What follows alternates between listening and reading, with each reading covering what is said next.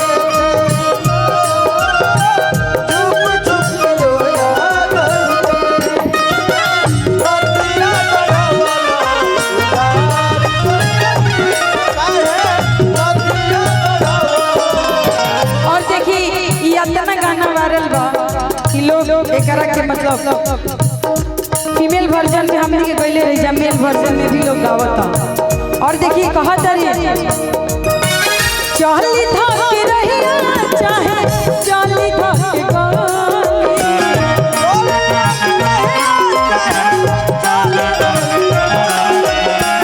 चली धके रहिया चाहे चली धके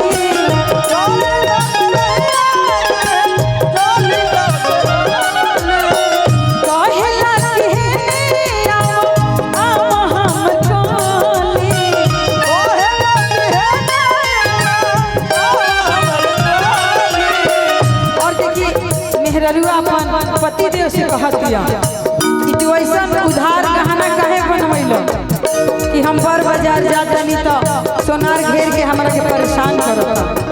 तो देखी कितना वियोग में बेचारी कहत दिया जदी तोहरा धक हमारा प्यार राजा जी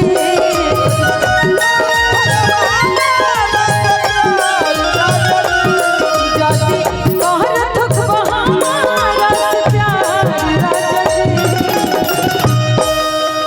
जाके अभी चुका राजा जी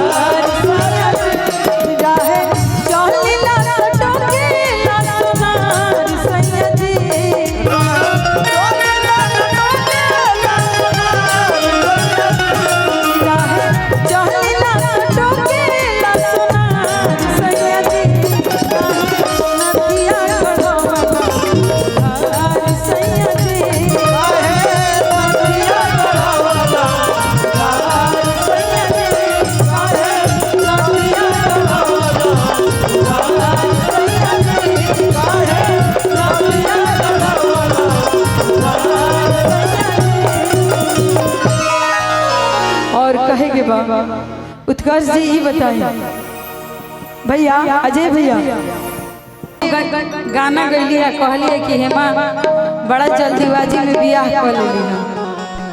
तो ई रउआ सभी बताई कि बियाह कोई खराब चीज होला? बियाह कोई खराब ना होला। अब माई बाबू के कहा नाम पर बियाह कर लेली तो हमार गलती बा। अच्छा हो जाई मत साल बर्बाद अनुपमा दीदी कहले। और बियाह कई बहुत जरूरी होला, खास करके भोजपुरी इंडस्ट्री में। तो हम यही कहब और जल्दीबाजी नहीं किया अनुपमा दीदी, बियाह के बाद हम बहुत सुखी संपन्न से बनी। एगो गाना हम सुनले रहे किया रुके पानी पी अब पी लेना नाल के किया रुके पानी पी अब पी लेना नाल के ससुरा में रानी बनी राजा के महाल। तो ये बात सही बा और समय के साथ साथ हम चाहब हर एक लड़का लड़की सबके अपन घर संसार बसा लेवे के चाहिए। जेकर अगुआ नहीं होगा, जेकर अगुआ ना एक बहुत ऑप्शन बा। अच्छा बॉयफ्रेंड गर्लफ्रेंड के रिलेशन में लोग रहता तो वो घरी अगुआ काम नहीं किया हो। बोलो भैया सीरियस मत हो जा तुम। ठीक बा। और देखी कि यूपी बिहार के बाबू साहेब अखाट राजपूत माई दैया रे कहेला कि कितना लोग होला तो चिमनी में ईटा के जौन काम काज करावेला तो ही में कहल जाला कि भट्टी पर के बाबू साहेब कि भट्टी पर के बाबू साहेब अखाट राजपूत माई दैया रे कहेला भट्टिए पशु माई दैया रे कहेला कि भट्टिए पशु। लेकिन एक जवाब बाबू साहेब अहिरान भइला। हम देखी बहुत सारा कैमरा लागल हम जातिवाद नहीं करब। ई गीत झूमर गावल जाला हम की हां ठीक बा त कहल जाला भट्टी पर के पाते जी भट्टी पर के पाते जी भट्टी पर ताल माई दैया रे कहेला माई दैया रे कहेला कि भट्टिए पशु।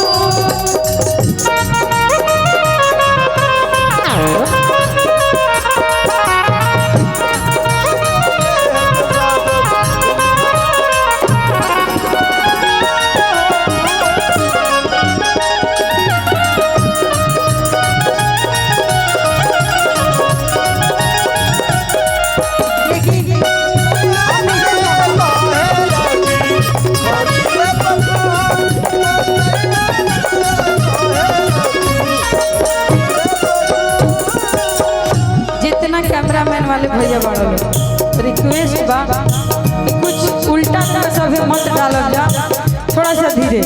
अनुपमा यादव और हेमा पांडे आई बड़ी एक मतलब ये नहीं कि रउआ सब कुछ लिख के डालल जा ठीक। आई स्पेशली स्टेज किंग ताहरा के तो भाई आना तो फिर घुमा फिरा के आदमी तोहरे पे आई और कहे के बा भट्टी पर के बाबू साहेब भट्टी पर के बाबू साहेब अखाट राजपूत माई दैया रे कहेला भट्टिए पशु माई दैया रे कहेला कि भट्टिए पशु माई दैया रे कहेला कि भट्टिए पशु। और देखी जब लड़की अपन दर्द कहतिया तो देखी कौना भाव में कहतिया माई माई कहिला माई माई कहिला कहेला कि चुप माई दैया रे कहेला भट्टिए पशु माई दैया रे कहेला कि भट्टिए पशु। और देखी मयंक जी हमनी के बहुत अच्छा दोस्त है और हमार दोस्ती 4-5 साल से बा और बहुत सपोर्टिव पर्सन तक कहे के बा डांटती कैसे संगतिया पुरान संगतिया पुरान देहिया हमार बाकी देहिया की जान देहिया हमार बाकी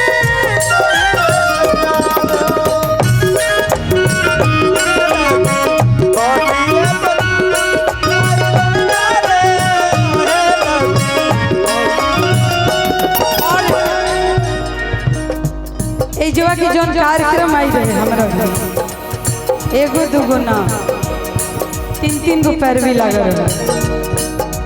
ठीक बा, लास्ट में हम डेरा गए कि भाई बाबू साहेब के एरिया गई जरूरी बा।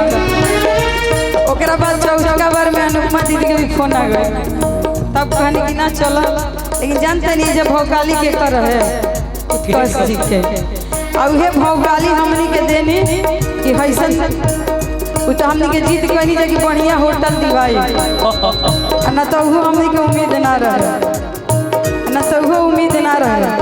और देखिए यही में एगो वायरल बा, हमनी के तीनों बहन गावत नहीं जाता, गावत नहीं जा भी हो। अब लाइन के ऊपर बा के करा के बोलावत का तना में बोलावत, थोड़ा सा फेर बदल बाकी ना